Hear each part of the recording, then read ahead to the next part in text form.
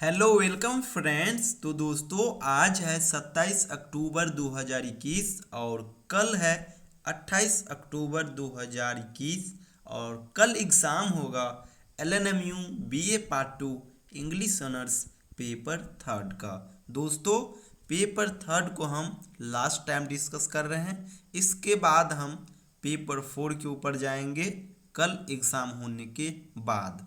दोस्तों paper third से जुड़ी हुई कुछ महत्वपूर्ण चीज समझिए, गेस क्वेश्चन होता है, उसको आज की इस वीडियो में डिस्कस कर लेते हैं। साथ ही साथ कुछ यहाँ पे आपको कंसेप्ट बताएंगे। अगर आप अभी तक कुछ भी नहीं पढ़े हो फिर भी ये वीडियोस आपको काम आ जाएगा।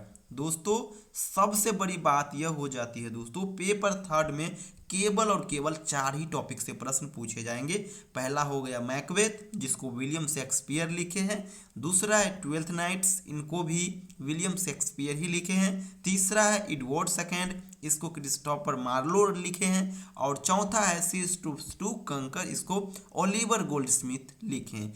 इन्हीं चारों टॉपिक को हमें पढ़ना है, पांचवा नहीं पढ़ना है और नहीं पांचवा से क्वेश्चन पूछा जाएगा।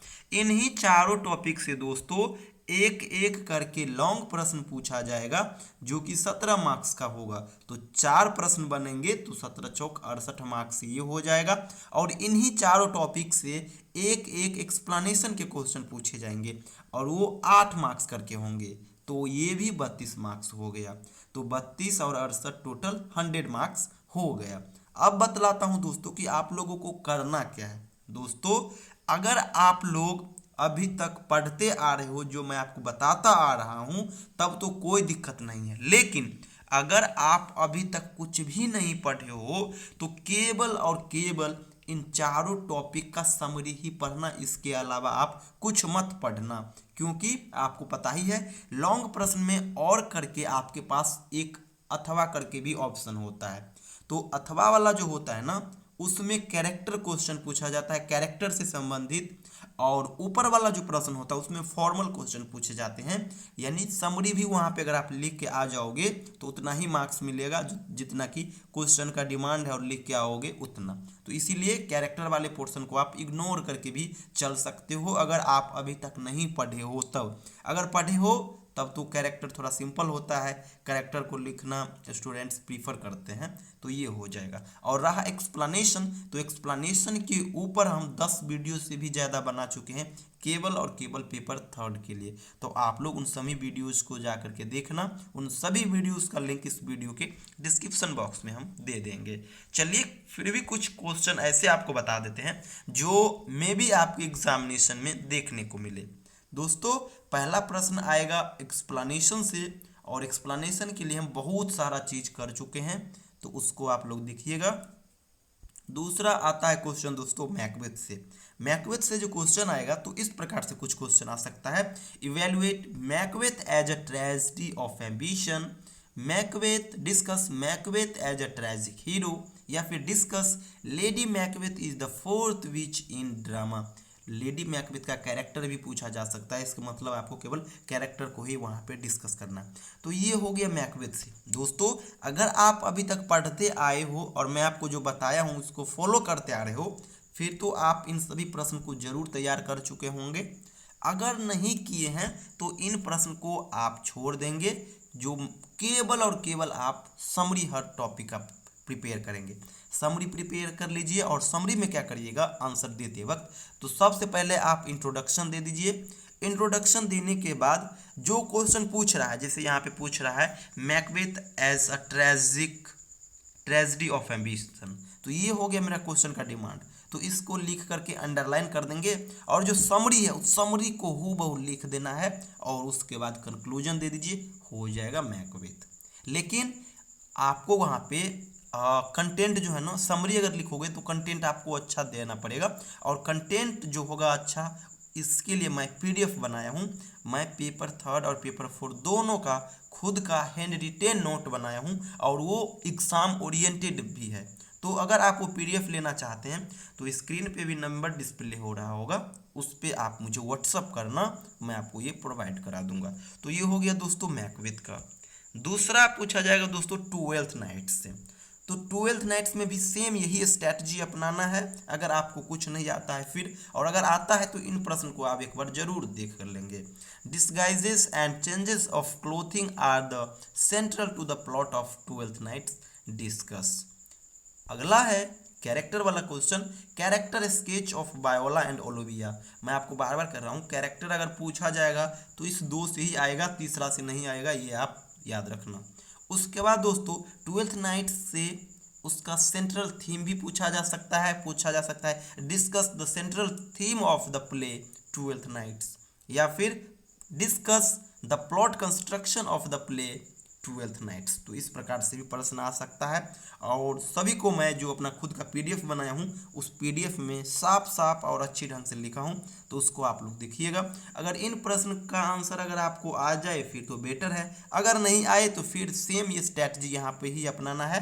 सबसे पहले आप इंट्रोडक्शन दोगे, लास्ट में कंक्लूजन दोगे, और बीच में जो क्वेश्चन का डिमांड है उसको लिख करके अंडरलाइन करके, और जो समरी है मैं पीडीएफ में प्रोवाइड किया हूँ उसको सेम टू सेम लिख के आ जाना है। 17 मार्क्स का है तो 14 से 15 मार्क्स कंफर्म आ जाएगा अगर आपका हैंड राइटिंग बेहतर होगा फिर। तो ये हो गया 12th नाइट्स। अब चलते हैं सेज ट्रूप्स टू कंकर के ऊपर। दोस्तों सेज ट्रूप्स टू कंकर में जो अगर कैरेक्टर वाला क्वेश्चन पूछा जाएगा तो कैरेक्टर में दो ही कैरेक्टर मोस्ट इंपोर्टेंट है, जिसमें से पहला है केट हार्डकेसल और अगला है टॉनी लम्केन। तो इस दो को आप ढंग से प्रिपेयर कर लेना। अगर कैरेक्टर का पूछा जाएगा तो इन दो के अलावा बिल्कुल नहीं आएगा। अगर लॉन्ग क्वेश्चन की बात करें तो आप लोग प्रिपेयर करोगे write a note on the significance of the title of the play she stoops to conquer, यानी टाइटल यहाँ पे पूछ रहा है, या फिर डिस्कस सेज ट्रूप्स टू कंकर जो है ना ये एंटी सेंटिमेंटल कॉमेडी है, इसको डिस्कस करें। तो इस प्रकार से प्रश्न पूछा जा सकता है। अगर यहाँ पे भी अगर ये सभी प्रश्न आता है फिर तो पीडीएफ से आप सभी को ढंग से प्रिपेयर कर लीजिए। अगर नहीं आता है तो सेम स्ट्रैटेजी, शुरू में इंट्रोडक्शन लिखिए, लास्ट में कंक्लूजन लिखिए, और बीच में जो है ना जो क्वेश्चन का डिमांड है उसको लिख करके समरी को लिख करके आ जाइए। वैसे यहाँ पे जो क्वेश्चन पूछा जाएगा वो केवल और केवल जो केट हार्डकेसल है इनसे और यंग मार्लो इन दोनों से रिलेटेड ही प्रश्न पूछे जाएंगे, चाहे टाइटल हो थीम हो सभी इनसे ही रिलेटेड है। तो ये हो गया आपका सेज ट्रूप्स टू कंकर। चलते हैं लास्ट जो मेरा सेगमेंट है एडवर्ड सेकंड, इसके ऊपर। एडवर्ड सेकंड में कुछ फेमस जो क्वेश्चन बन सकते हो यही है कि discuss plot construction of the play Edward second, और करके आ सकता है critically analyse the theme of the play Edward second. इसके बाद इसी तरह से अन्य प्रश्न बन सकते हैं evaluate Edward second as a tragic play, या फिर evaluate Edward second as a historical play. और अगर कैरेक्टर से क्वेश्चन पूछा जाता है तो केवल और केवल गेवेस्टन का कैरेक्टर ही मोस्ट इंपॉर्टेंट है, तो इतना को आप प्रिपेयर करोगे। ऐसे आपको बता दूं 12th नाइट्स के अलावा हर टॉपिक से सेम टू सेम क्वेश्चन आपको एग्जाम में मिल जाएंगे, ये मैं अभी आपको बता दे रहा हूँ। अगर ना मिले तो मैं आपको बताया ही कि हर प्रश्न में आप पहले ऊपर में इंट्रोडक्शन लिखोगे, लास्ट में कंक्लूजन लिखोगे, और बीच में जो क्वेश्चन का डिमांड है उसको लिख करके अंडरलाइन करके अच्छे हैंड राइटिंग में आप लिख करके आ जाओ। 17 मार्क्स का ये लॉन्ग क्वेश्चन है, 14 से 15 मार्क्स आपको ये क्वेश्चन दिला करके जाएगा, बशर्ते राइटिंग बेहतर होना चाहिए। और 17 में 14 से 15 आ जाए तो समझिए ये टॉपर का मार्क्स होता है, और उतना आएगा, बहुत को आया है, आपको भी आएगा।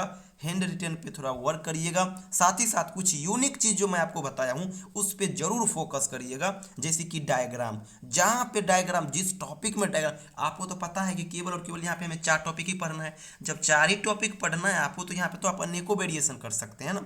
तो जहाँ पे जो चीज़ हो सके इनसे आप वंचित बिल्कुल मत रहिएगा। टाइम मैनेजमेंट के ऊपर जरूर ध्यान दीजिएगा। हर प्रश्न पे केवल और केवल आपको 25 से 30 मिनट ही देना है, और हर प्रश्न पे समझिए 5 मिनट हमें बचा लेना है। और इस प्रकार से 5-5 मिनट करके अगर पाँचों प्रश्न से बचा लेंगे ना तो आपके पास 25 मिनट्स बच जाएंगे। और इस आधे घंटे में आप बहुत कुछ कर सकते हैं, क्योंकि लिखते वक्त बहुत सारे ऐसे चीज़ होते हैं जो स्पीड में लिखने के कारण छूट जाते हैं, और जब आपके पास ये समय बचा रहेगा, आपके पास बैकअप रहेगा, तो उन सभी खामियों को यहाँ पे भरपाई कर पाएंगे। तो इसीलिए थोड़ा टाइम मैनेजमेंट पे ध्यान रखिएगा, कहीं पे भी कट पीस बिल्कुल मत करिएगा। जहाँ पे भी कोई इंपॉर्टेंट चीज़ आता है तो वहाँ पे अंडरलाइन करना, उसको इन्वर्टेड कॉमा में लिखना, इन चीज़ों को बिल्कुल मत भूलिएगा। जहाँ पे कॉमा आए वहाँ पे कॉमा डालिएगा। जहाँ पे अगर पॉइंट वाइज आंसर लिखिएगा तो 1 से 2 लाइन छोड़ कर लिखिएगा। अगर वैसे ही लिखिएगा फिर आप जो होता है ना पैराग्राफ, उसको छोड़ना, पॉइंट वाइज लिखना। तो जैसे यहाँ पे आप कोई पॉइंट बना करके लिखे तो अगला पॉइंट लाइन को छोड़ करके फिर अगले लाइन से हम इसको लिखेंगे। तो कुछ यूनिक चीज़ें ये सब आपको फॉलो करना होगा। लेकिन बार बार कह रहा हूँ, जितना हो सके कल एग्ज़ाम से पहले आप लोग राइटिंग जितना अधिक से अधिक हो सके लिखने का कोशिश करिए। इससे आपका राइटिंग भी बेहतर होगा और क्वेश्चन जो आप तैयार कर रहे होंगे एग्ज़ाम के लिए वो भी थोड़ा मजबूती से तैयार हो जाएगा। तो इन तमाम चीज़ों पे ध्यान रखिएगा। और क्वेश्चन जो है ना बाहर नहीं आएगा, बाहर आने का तो यहाँ पे संभावना ही नहीं है, क्योंकि केवल 4 टॉपिक से प्रश्न और 4 ही टॉपिक से जो प्रश्न पूछे जाएंगे वो 4 ही प्रश्न पूछे जाएंगे। और रहा एक्सप्लेनेशन, तो एक्सप्लेनेशन के लिए हम अनेकों चीज़ आपके साथ डिस्कस कर चुके हैं। लेकिन पीडीएफ अगर आप नहीं लिए हैं तो पीडीएफ ले लीजिए। हमारा जो पीडीएफ है बहुत सिंपल लैंग्वेज में है। एक चीज़ और हम कह रहे हैं, यहाँ पे बहुत सारे हमारे ऐसे स्टूडेंट्स भी होंगे जो हमसे पीडीएफ जरूर ले लिए हैं लेकिन वो एग्जाम में गेस पेपर से लिखेंगे। तो मैं आपको यहीं पे बता देता हूँ, फिर आप अच्छा मार्क्स नहीं ला सकते, क्योंकि 80% स्टूडेंट्स जो होते हैं ना वो केवल और केवल नोट से ही लिखते हैं। और जब आप ही सोचिए ना, जब सबका आंसर सेम होगा तो मार्क्स भी उसी के आसपास आएगा। और वही अगर आपका आंसर सबसे अलग होगा तो मार्क्स भी आप ही का सबसे अलग आएगा। तो इसीलिए और गेस में जो है ना, गेस में कुछ नहीं है, केवल और केवल लाइन भरने का काम वहाँ पे किया गया है। और आप लोग इस बहकावा में बिल्कुल मत रहिएगा कि ज़्यादा पेज भरेंगे तो ज़्यादा आंसर आएगा, बिल्कुल नहीं। कई बार डिस्कस कर चुका हूँ कि अगर आपका कंटेंट बेहतर होगा, डायग्राम वाले चीज़ का कहीं पर आप यूज कर दोगे, मेंशन कर दोगे, और 4 पेज में भी अगर आंसर लिखोगे, राइटिंग बेहतर होगा, अच्छा मार्क्स लाने से कोई नहीं रोक सकता है आपको। आप थोड़ा इस जो ये पेपर है ना, इस पर थोड़ा आप लोग भरोसा करिएगा, बहुत अच्छा आपका जाएगा, घबराना बिल्कुल नहीं है। एक्सप्लेनेशन पे ध्यान जरूर दीजिएगा, जो मैं वीडियोस में आपको कहा हूँ एक्सप्लेनेशन के लिए उस पर आप ध्यान दीजिएगा, क्योंकि एक्सप्लेनेशन 32 मार्क्स का है। तो दोस्तों यही सब चीज़ आपके बीच शेयर करना था। अब हम पेपर 3 के ऊपर बिल्कुल बिल्कुल नहीं बनाएंगे, क्योंकि कल तो अब एग्ज़ाम ही है।